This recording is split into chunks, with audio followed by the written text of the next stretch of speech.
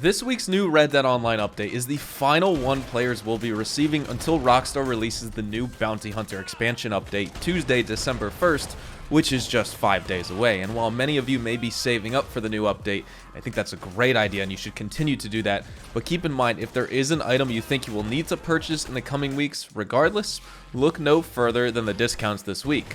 Welcome back to another buyer's guide for the weekly Red Dead Online updates. This series is meant to give you the most information and knowledge possible so that you can make informed decisions on any purchases you decide to make or any purchases you decide to not make with this weekly set of discounts.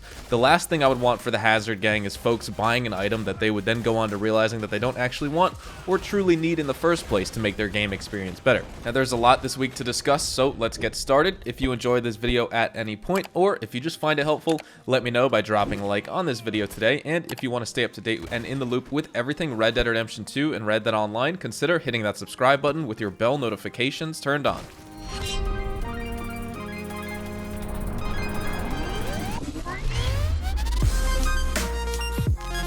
We have a discount for 30% off all horses, and this even includes the horses that cost gold bars. Now I have a few recommendations depending on the type of player you are. For reference, check out my horse stat breakdown link in the description. It's a spreadsheet that takes all the horse stats like speed, acceleration, top health, and top stamina for each horse breed and assigns them a letter grade depending on those stats. So if you're max level moonshiner or collector, you are in luck because I recommend you purchase either the Norfolk Roadster or the Criollo horses this week if you need a new horse.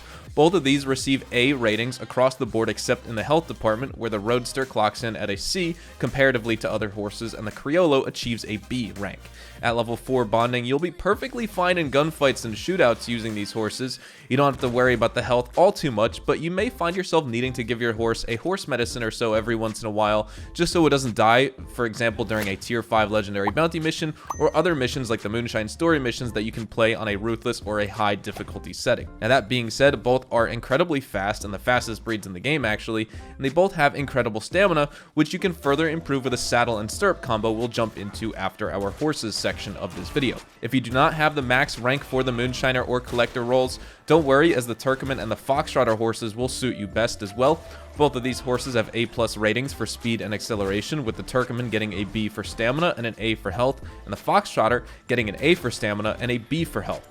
Again, the health and stamina on both of these horses are extremely high, so don't let the B or the C ratings that we talk about on some horses or any single stat dissuade you from making the purchase for that horse. These are still absolutely the top horses in the game, with the exception, of course, being the Black Arabian. But just for transparency, if you do decide to purchase these horses, this is how they are going to perform out on the trails. Now, if these 4 horses don't interest you, the Breton clocks in at the next spot on our list with the Bounty Hunter expansion next week as well. Consider looking into the Breton horse as well, as it excels in stamina regeneration. Now, we've talked about the saddle and stirrup combos here on the channel before, and with the discount this week, I highly recommend the Nacogdoches saddle with hooded stirrups. No other combination gives you a combined 85% less stamina drain, which is the one stat that the saddles and stirrups are useful for. Core regeneration and drain rate stats don't really matter as much, as you can just feed your horse one of the 30 food items in the game in 2 seconds or less. If you don't like the look of the Nacogdoches saddle though, you can opt for the Panther Trail saddle as well. I used this pretty much exclusively up until when the Nacogdoches saddle released, but then I switched because with the special saddles, you're unable to customize the stirrups, meaning I wasn't getting the extra 50% prevention on stamina drain on my horse that I would otherwise get if I was using a normal saddle like the Nacogdoches saddle and then using those hooded stirrups. Now, let's discuss the weapon discounts, which grants players 30% off repeaters and pistols. My top picks are the Lancaster repeater and then the Mauser pistol, just as a blanket, but let's discuss everything now.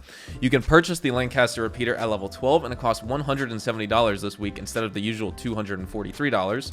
This repeater holds 14 rounds and is one of the highest rated repeaters in Red Dead Online. It has a fast fire rate that can compete with the Carbine repeater, an ammo count that holds up against the Litchfield repeater, and of course an accuracy that closely matches the Evans repeater. This weapon truly is like the jack of all trades, but a master of none. It's personally my favorite for repeaters, and the metal customization looks really nice on it, and of course, the smaller attachments and upgrades you make to the weapon allow it to perform slightly better, but it is surely noticeable in combat, and that's appreciated by me. Moving on to the Litchfield though, this is the most expensive repeater in the game, and it typically costs $348, but this week you can obtain it for $243. You unlock it at level 18 and it holds 16 rounds, and while it is the most inaccurate of repeaters, that doesn't necessarily mean it's bad. It makes up for his lack of accuracy with much higher damage than any of the other repeaters, so with those stats in mind, it's more suitable for a player who likes to run and gun and get up close with the enemies. Taking on legendary bounties and even free roam revenue agents and their roadblocks is where this weapon shines. Those enemies deal much more damage to players and have a lot more health than the typical red dot enemies, and the Litchfield just rips through their health in 2 to 3 shots maximum.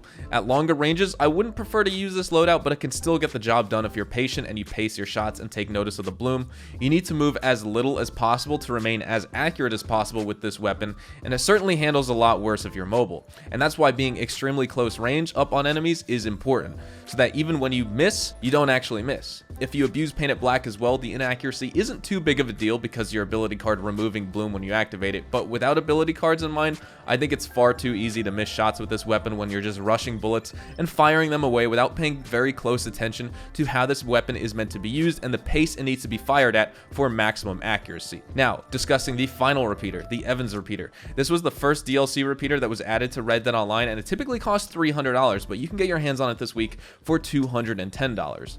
This repeater holds 26 rounds, and it is extremely accurate. Obviously, with an ammo count that high, it's important to always keep an eye on it during gunfights because you do not want to get caught reloading this weapon because it takes a little over 7 seconds. This is definitely one of those repeaters that will allow you to take down huge groups of enemies if you play to the weapon's strengths. For example, it's an accurate weapon to fire, but that doesn't necessarily mean it's your best bet for long-range engagements. The damage range on it is not that good, meaning if you're trying to take out enemies or players out from long distances, you'll find this gun ends up more like a pea shooter from only 25 to 30 meters away. For stranger missions and even some low-tier bounties, if you're accurate enough and hit most of your shots, you can complete the whole objective and mission without even needing to reload once, and it's fun to give yourself that challenge, honestly. Now moving on, strictly discussing the 30% off pistols now. The Volcanic truly resembles a revolver more than a pistol in this game. The Volcanic has a slower rate of fire comparatively to other pistols and deals a much higher damage, but the semi-auto and the Mauser still may be better choices considering you should be buying a pistol because you don't mind sacrificing the damage and range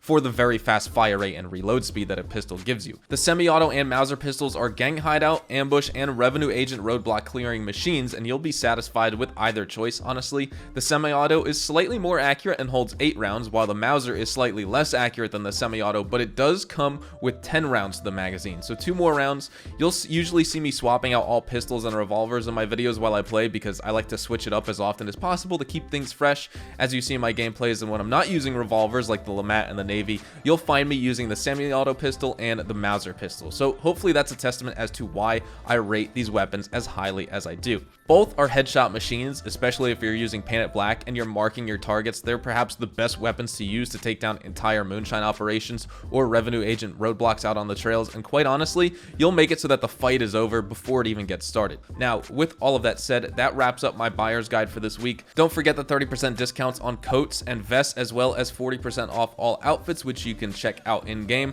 I'm not really going to bother with a review of the clothing because that's entirely up to your taste, and I won't speak for that. Next week is going to be really exciting as well with all the new content, so let me know your thoughts on that. Hopefully you all enjoyed the video, and if you did, hopefully I earned your like on it. And of course, if you are new to my channel, consider hitting that subscribe button to stay up to date with all things Red Dead Online, Red Dead Redemption 2, and even Rockstar games as a whole. We'll be sure to keep you guys up to date with updates, news, information, tips, tricks, and even leaks, and we'll keep you guys updated here on the channel daily, so make sure you hit that subscribe button. If you guys also want to follow me over on Twitch, Twitter, and Instagram, those are the best places to get connected with me outside of YouTube. I practically live on all 3 of those websites, and you can feel free to strike up a conversation and even ask me a question. Whatever it may be though, you can follow me at HazardousHDTV, and all of my social media links, including my Discord, can be found in the description down below. That being said, thank you all so much for watching. I hope you all have a fantastic day, and I will see you guys in the next Red Dead Online video.